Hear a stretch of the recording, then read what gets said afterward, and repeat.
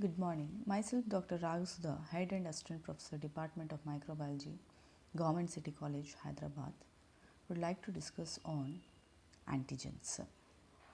Substances capable of inducing a specific immune response are called antigens.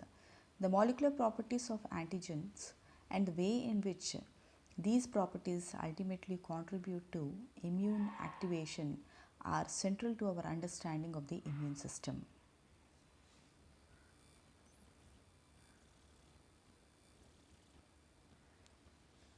Antigens are mostly of proteinaceous in nature or largely polysaccharides from a foreign organism.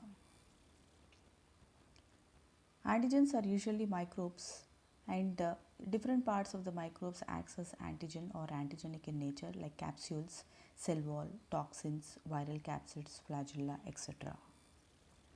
Apart from microbes, non-microbes also act as antigens. For example, pollens, egg white, red blood cell surface molecules, serum proteins and surface molecules from transplanted tissue. Lipic acids are only antigenic when combined with proteins or polysaccharides. The minimum molecular weight of an antigen is 10,000 or higher Daltons. Haptens are small foreign molecules that are not antigenic. They must be coupled to a carrier molecule to be antigenic in nature. Once antibodies are formed, they will recognize hapten. Important aspect in antigen while studying antigen is understanding immunogenicity and antigenicity. Immunogenicity and antigenicity are related but distinct immunological properties that sometimes are confused. Immunogenicity is the ability to induce a humoral or cell mediated immune response. For example, when B cells are exposed to the antigen, they are transformed into effector B cells, and these effector B cells act as plasma cells and produce antibodies. Apart from effector B cells also produce memory B cells, which are useful in recognizing the re-entry of the antigen. Similarly, T cells when exposed to the antigen produce effector T cells plus memory T cells. Although a substance that induces a specific immune response is usually called as an antigen, it is more appropriately called as immunogen. Antigenicity is the ability to combine specially with the final product of the above responses, that is antibodies or cell surface receptors in case of T cells. Although all molecules that have the property of immunogenicity all have the property of antigenicity, the reverse is not true. Some small molecules called haptens are antigenic but incapable by themselves of inducing a specific immune response. In other words, haptens lack immunogenicity. So, immunogenicity is the ability to induce humoral or cell mediated immunity. Antigenicity is the ability to combine specifically to the final product of the above responses. Thus, we can classify antigens into two types: complete antigen and incomplete antigens. Complete antigens are immunogenic in nature, stimulate production of lymphocytes and antibodies, react with activated lymphocytes and antibodies. Whereas incomplete antigens like haptens, they are reactive but not immunogenic, provokes no response by itself. When it is bind to other proteins, they become immunogenic in nature. And most of the examples under haptens are allergic to poisonous detergents, cosmetics, drugs, etc. Moving on to the next aspect of antigens is factors that influence the immunogenicity of an antigen. The major factors are molecular size, foreignness, chemical substances, susceptibility to antigen processing and presentation, contribution of biological system. To protect against infectious diseases, the immune system must be able to recognize bacteria, bacterial products, fungi, parasites, and viruses as immunogens. In fact, the immune system actually recognizes particular macromolecules of an infectious agent, generally either proteins or polysaccharides. Proteins are the most potent immunogens, with polysaccharides ranking second. In contrast, lipids and nucleic acids of an infectious agent generally do not serve as immunogens unless they are complexed with proteins or polysaccharides. Immunologists tend to use proteins or polysaccharides as immunogens in most experimental studies of humoral immunity. For cell mediated immunity, only proteins and some lipids and glycolipids serve as immunogens. These molecules are not recognized directly. Proteins must first be processed into small peptides and then presented together with MHC molecules on the membrane of the cell before they can be recognized as immunogens. Immunogenicity is not an intrinsic property of an antigen, but rather depends on number of properties of the particular biological system that the antigen encounters. Thus, the factors that influence immunogenicity include molecular size, foreignness, chemical composition, susceptibility to antigen processing and presentation, and contribution of the biological system. First, let us see the molecular size. There is a correlation between the size of a macromolecule and its immunogenicity. The best immunogens tend to have a molecular mass approximately 1 lakh daltons. Generally, substances with a molecular mass less than 500 to 10,000 daltons are poor immunogens. Hence, a few substances with a molecular mass less than 1000 daltons have proven to be immunogenic. Examples for some immunogenic proteins which are routinely used are bovine gamma globulins with a molecular mass of 1,50,000 daltons, bovine serum albumin with an approximate molecular mass of 69,000 daltons, flagellin, a monomer flagellin weighs about 40,000 daltons, hen egg white lysozyme is of 15,000 daltons, keyhole limpet hemocyanin is greater than 2 lakh daltons, ovalbumin is of 44,000 daltons, sperm whale myoglobin is of 17,000 daltons, tetanus toxide is of 1,50,000 daltons. Thus, all these protein molecules are being used as antigens. The next property which influences immunogenicity is foreignness. In order to elicit an immune response, a molecule must be recognized as non-self by the biological system. Much of the ability to recognize self molecules is thought to arise during lymphocyte development by exposure of immature lymphocytes to self components. Any molecule that has not been exposed to immature lymphocytes during this critical period may be later recognized as non-self or foreign by the immune system.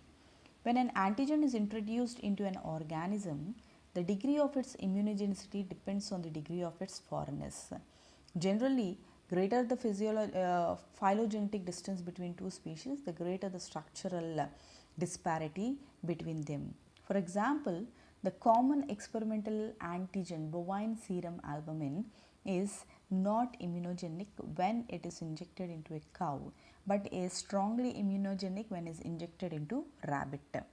Moreover, bovine serum albumin would be expected to exhibit greater immunogenicity in a chicken than in a goat, which is more closely related to bovines. There are some exceptions to this rule. Some macromolecules like collagen, cytochrome were highly conserved throughout evolution and therefore display very little immunogenicity across diverse species line. Conversely, some self components like cornea tissue and sperm, which are not exposed during the development of the immune system of an individual, called as sequestered antigens. These can elicit immune response when during a damage or when they are exposed to the individual or injected into an animal. When an animal's own cornea tissue or sperm is injected, it acts as an immunogen. The next factor that influences immunogenicity is chemical composition. Size and foreignness are not but by themselves sufficient to make a molecule immunogenic. Other properties are needed as well. For example, synthetic homopolymers, which are composed of amino acids or sugars, tend to lack immunogenicity regardless of their size. Studies with copolymer composed of different amino acids has shed light on the contribution of chemical complexity to immunogenicity. Copolymers of sufficient size, if they contain two or more different amino acids, are immunogenic. So, the heterogeneity of a compound plays an important role in eliciting immune response in the system.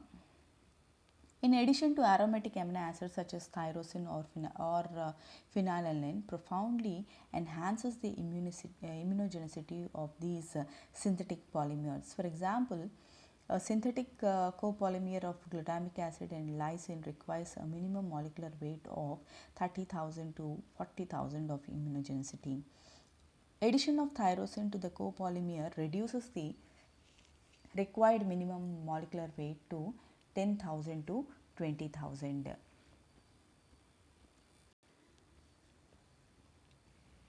The addition of tyrosine to the copolymers thus reduces the required minimum molecular weight to 10,000 to 20,000, and the addition of both tyrosine and phenylalanine reduces the minimum molecular weight to 4,000. All four levels of protein organization like primary, secondary, tertiary and quaternary structures contribute to the complexity of a protein and hence affects its immunogenicity.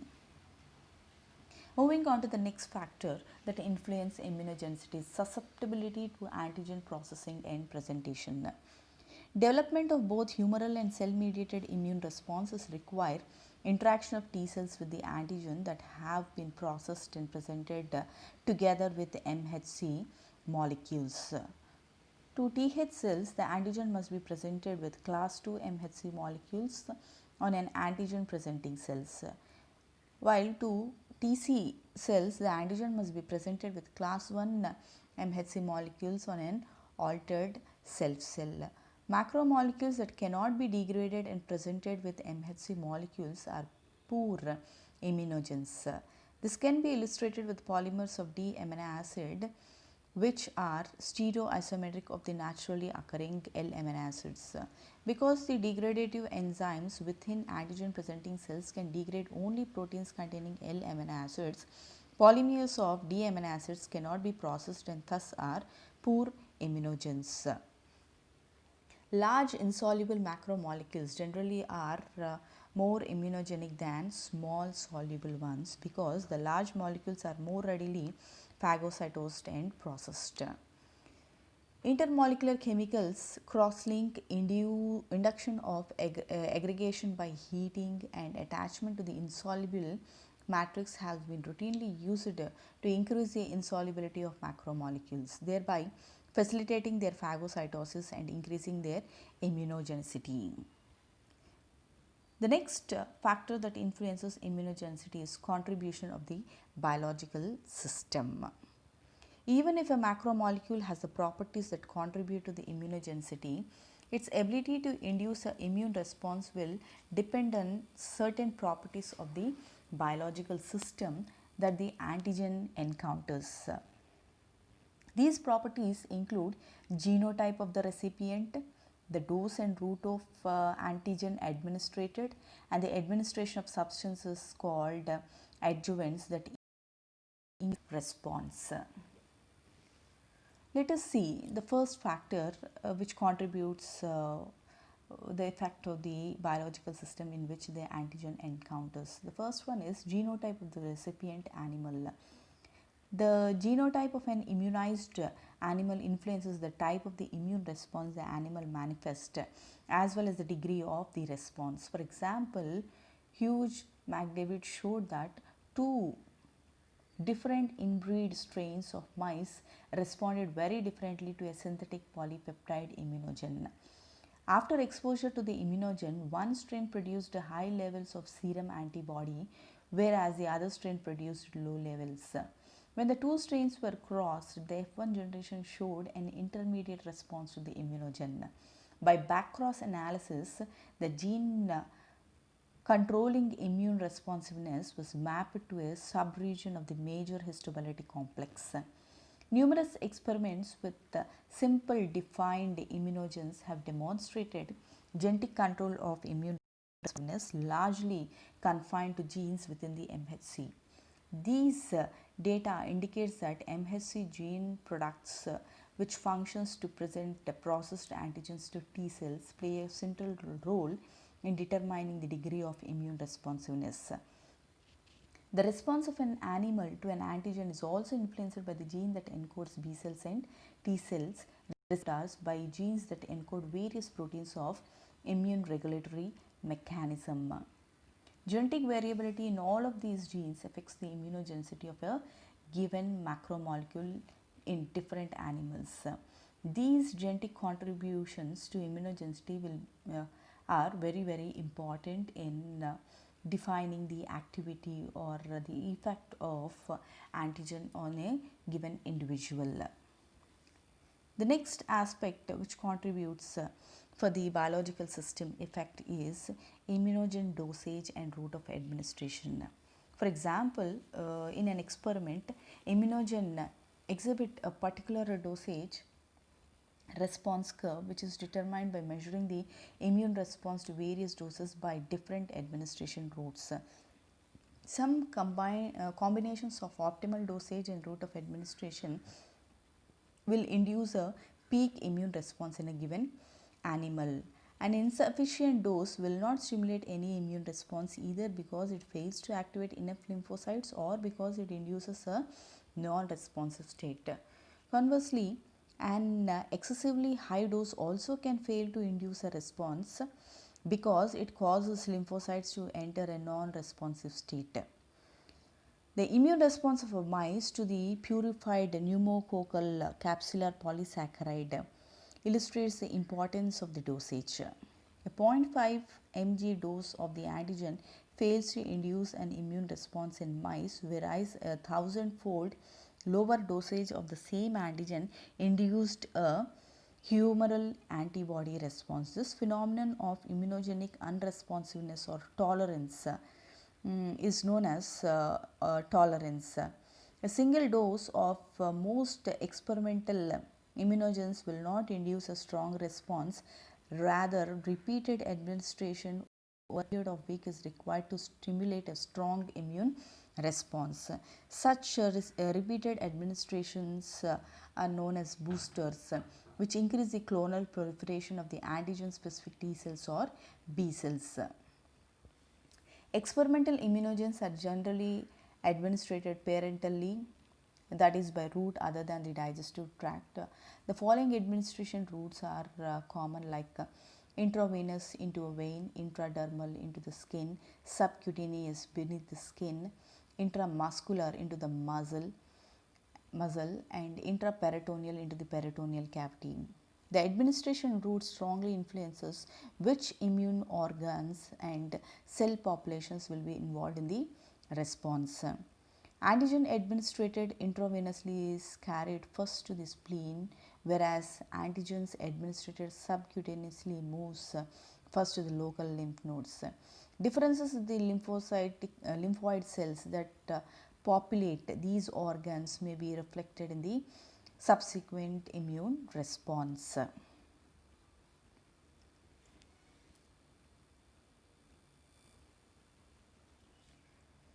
Next, moving on to the next factor which influences the effect of the antigen is adjuvants. Adjuvants, the name is derived from a Latin word known as adjuvare, which means to help. These are the substances that when mixed with an antigen and injected with it enhances the immunogenicity of that antigen. Adjuvants are often used to boost the immune response when an antigen has low immunogenicity or when only small amounts of an antigen are available. For example, the antibody response of mice to immunization with bovine serum albumin can be increased five-folds or more if the bovine serum albumin is administered adjuvant. Precisely how adjuvants augment the immune response is not entirely known, but they appear to exert one or more of the following effects, like they prolong the antigen persistence, enhance co-stimulatory signals, induce granuloma formation, and stimulate lymphocyte proliferation non-specifically. Example for adjuvants are aluminum potassium sulfate, also called as alum, prolongs the persistence of an antigen. When an antigen is salt precipitates the antigen, injection of this alum precipitate results in a slow release of antigen from the injection site, so that the effective time of exposure to the antigen increases from a few days without adjuvant to several weeks with the adjuvant. The alum precipitate also increases the size of the antigen, thus increases the likelihood of phagocytosis. Another popular example for adjuvant is Freud's incomplete adjuvant and Freud's complete adjuvants. Freud's water in oil adjuvant also prolongs the persistence of the antigen.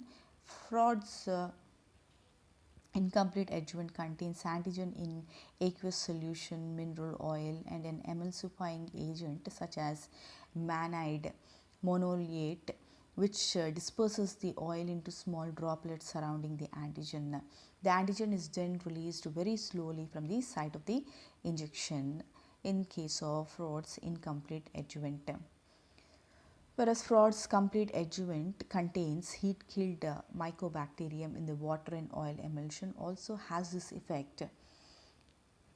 Muramyl dipeptide, a component of the mycobacterial cell wall, activates macrophages, making Freud's complete adjuvant more potent than the incomplete form.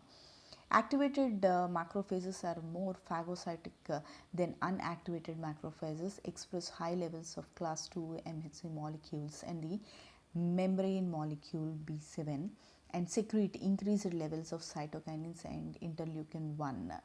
Both B7 and the increased cytokinin levels enable co-stimulation and other signals that favor a maximal activation of Th cells. Co-stimulation is the enhancement of the immune response that results when the cell surface proteins like CD80 and CD86 on a macrophage engage with CD28 on a responding T cells. Thus, antigen presentation and the requisite co-stimulatory signals usually are increased in the presence of the adjuvant. Alum and both the Freud's adjuvants also stimulate a local chronic inflammatory response that attracts both phagocytes and lymphocytes. This infiltration of the cells at the site of the adjuvant injection often results in formation of a dense macrophage-rich mass of cells called granuloma. Because the macrophages in a granuloma are activated, this mechanism also enhances the activity of Th cells. Other adjuvants like synthetic polyribonucleotides or bacterial lipopolysaccharides stimulates the non-specific proliferation of lymphocytes and thus increase the likelihood of antigen-induced clonal selection of lymphocytes.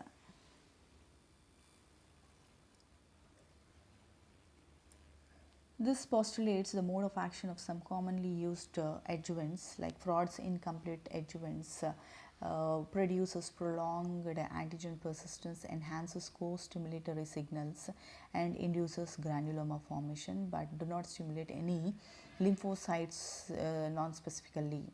Whereas Freud's complete adjuvant also prolongs the antigen persistence, enhances co-stimulatory signals and induces granuloma formation greater when compared to Freud's incomplete adjuvants.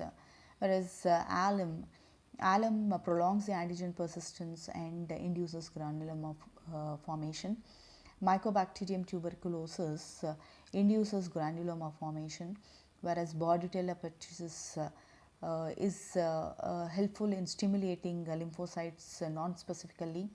Similarly, bacterial lipopolysaccharides they enhance co-stimulatory signals and stimulates lymphocytes non-specifically. While synthetic polypeptides are capable of producing or stimulating only lymphocytes non-specifically.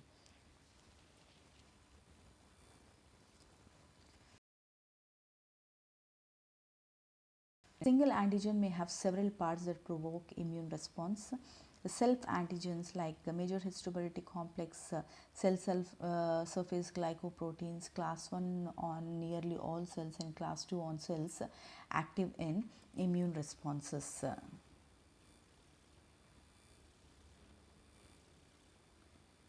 Epitope. While discussing about the structure of the antigen, epitopes play an important role. These are part of an antigen that interacts with the antibody. Any given antigen may have several epitopes. Each epitope is recognized by a different antibody. This is the structure of the epitope. This is an antigen with three different epitopes and capable of eliciting three different antibodies, namely antibody A, antibody B, and antibody C.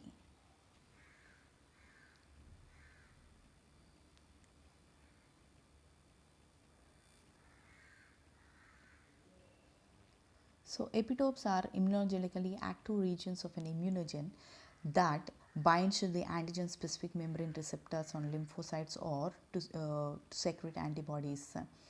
Studies with small antigens have revealed that B cells and T cells recognize different epitopes on the same antigenic molecule. For example, when mice are immunized with glucagon, a small human hormone of 29 amino acids, antibody is elicited to epitopes in the amino terminal portion, whereas T cells respond only to the epitopes in the carboxyl terminal portion.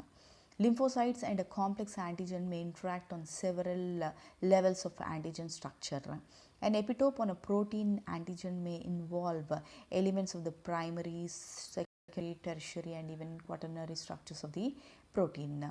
In polysaccharides, extensive side chain branching by glycosidic bonds affect the conformation of the epitopes.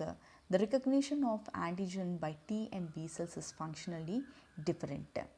B cells recognize soluble antigens when it binds to their membrane bound antibodies because B cells bind antigen that is free in solution. The epitope they recognize tend to be highly accessible sites on the exposed surface of the immunogen. As noted previously, T cells recognize only peptides combined with MHC molecules 1 and 2 on the surface of the antigen presenting cells and altered self cells because most T cells recognize antigens only when it is combined with the MHC molecule. T cell epitopes as a rule cannot be considered apart for their associated MHC molecules. Thus, here there is given a comparison of antigen recognition by T cells and B cells.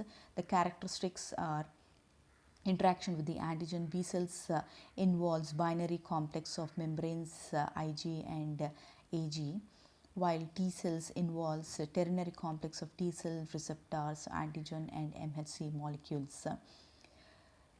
Binding of soluble antigens. B cells bind to the soluble antigens whereas T cells cannot. B cells in B cells involvement of MHC molecules is not observed, whereas T cells required to display processed antigens. The chemical nature of antigens which can be recognized by the B cells are proteins, polysaccharides and lipids, while in T cells it is mostly proteins but some lipids and glycolipids presented on MHC like molecules. The fourth characteristic is epitope properties. B cells epitopes are accessible. They bind to the most accessible hydrophilic mobile peptides containing sequential or non-sequential amino acids, whereas T cells they interact with the internal linear peptides processed by the produced by the processing of the antigen and bound to the MHC molecules.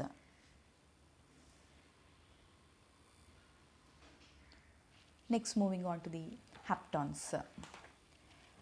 Haptons are small organic molecules that are antigenic but not immunogenic in nature. The pioneering work of Carl Landstein in 1920s to 30s created a simple chemically defined system for studying the binding of an individual antibody to an unique epitope on a complex protein antigen. Landsteiner employed various haptons which are small organic molecules that are antigenic but not immunogenic. Usually they are bounded with to a carrier by chemical coupling, forming a immunogenic hapten carrier conjugate.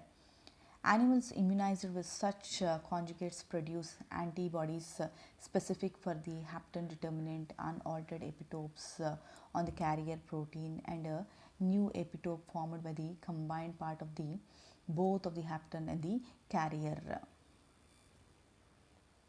In the picture we can see it is an hapten carrier conjugate. When it is immunized into a rabbit, it can produce antibodies to the hapten, antibodies to the carrier, and antibodies to the conjugate of hapten and carrier. So by itself, hapten cannot function as an immunogenic epitope, but when multiple molecules of a single hapten are coupled to a carrier protein or a non-immunogenic homopolymer, the hapten becomes accessible to the immune system and often functions as an immunodominant determinant. The beauty of the hapten carrier system is that it provides immunologists with a chemical defined determinant that can be subtly modified by chemicals means to determine the effect of various chemical structures on immune specificity. In his studies, Landsteiner immunized rabbits with hapten carrier conjugates and then tested the reactivity of the rabbits' immune sera with that hapten, and when closely related haptens coupled to a different carrier protein, he could measure specifically the reaction of the anti-hapten antibodies in the immune serum and not that of antibodies of the original carrier epitopes. Landsteiner tested whether an anti-hapten antibody could bind to other haptens having a slightly different chemical structure.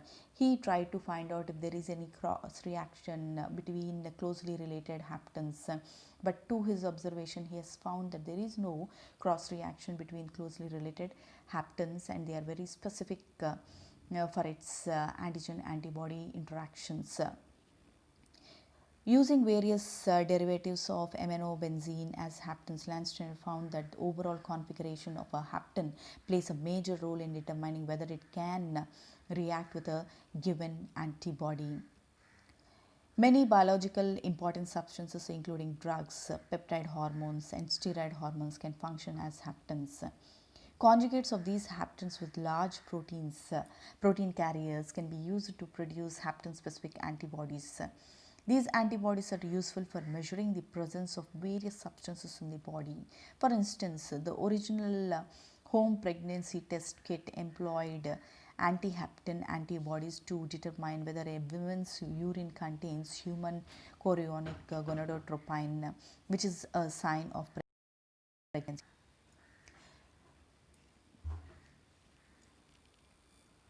Thank you.